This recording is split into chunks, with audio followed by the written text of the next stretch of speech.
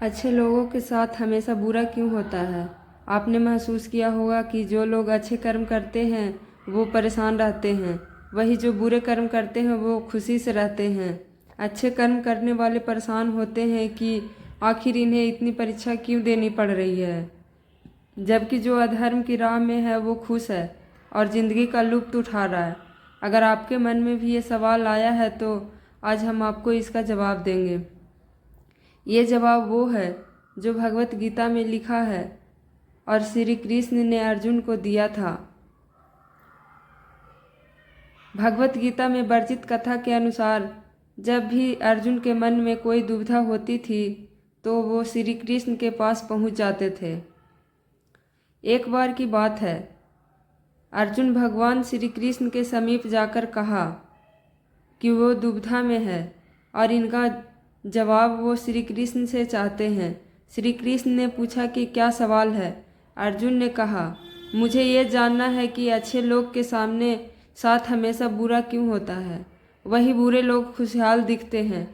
अर्जुन के मुंह से ऐसी बातें सुनकर श्री कृष्ण मुस्कुराए और कहा, मनुष्य जैसा सोचता है और महसूस करता है वैसा कुछ नहीं होता, बल्कि अज्ञानता की वजह से वो सच्चाई नहीं समझ पाता।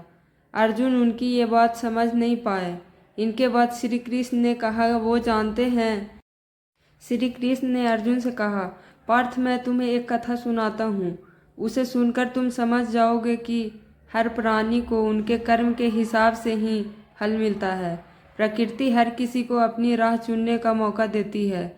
अब वो मनुष्य की इच्छा पर निर्भर करता है कि उसे धर्म की राह चुननी है या अधर्म की। कथा शुरू करते हुए श्री कृष्ण ने कहा, एक नगर में दो पुरुष रहा करते थे। एक पुरुष व्यापारी था, दूसरे जिसके जीवन में धर्म की बहुत महत्व थी। वो पूजा पाठ में यकीन रखता था। वो हर रोज मंदिर जाता था और दान धर्म भी करता था और हर रोज भगवान की पूजा करता था। वही दूसरा पुरुष बिल्कुल विपरीत था। वो हर रोज मंदिर तो जाता था लेकिन पूजा करने नहीं, बल्कि मंदिर के बाहर जूते चप्पल चुराने। उसे दान और धर्म से कोई लेना देना नहीं था। समय बीतता गया और एक दिन बहुत जोर की बारिश हो रही थी। इस वजह से मंदिर में पुजारी के अलावा कोई नहीं था। ये बात जब दूसरे पुरुष को पता चली तो उसने कहा कि ये सही मौका है मंदिर का धन चुराने का। पंडित ने नज़र बचाकर उस मंदिर का सारा धन चुरा लिया। उसी समय धर्म कर्म के विश्वास रखने वाला व्यक्ति भी मंदिर पहुंचा। दुर्भाग्य से मंदिर के पुजारी ने उसे ही चोर समझ लिया और चिल्लाने लगा। वहाँ लोग एकत्र हो गए, उन्हें बहुत मारा। किसी तरह वो बचते बचते वहाँ से निकला तो दुर्भाग्य से उनका साथ वहाँ भी नहीं छोड़ा। मंदिर के बाहर वो एक गाड़ी से टकरा गया और घायल हो गया। फिर वो व्यापारी लंगड़ाते हुए घर जाने लगा तो रास्ते में उसकी मुलाकात उस पुरुष से हुई जिसने मंदिर से धन चुराया था। उसने कहा, आज तो मेरी किस्मत चमक गई, एक साथ इतने सारे धन मिल गया। ये सब देखकर उसे बहुत बुरा लगा और उसने अपने घर से भगवान की सारी तस्वीरें निकाल दी। कुछ सालों बाद दोनों की पुरुष की मृत्यु हो गई। मरने के बाद जब दोनों यमराज के सभा में पहुँचे तो भले पुरुष ने दूसरे व्यक्ति को देखा तो उसे बहुत गुस्सा आया। उसने क्रोधित होकर यमराज से पूछ ही लिया, मैंने तो हमेशा अच्छे कर्म करता था, दान में विश्वास रखता था, उसके बदले जीवन भर मुझे अपमान और दर्द ही मिला। इस व्यक्ति को नोटों से भरी पोटली, आखिर ऐसा क्यों? मतभेद क्यों? इस पर यमराज ने कहा, पुत्र तुम गलत समझ रहे हो।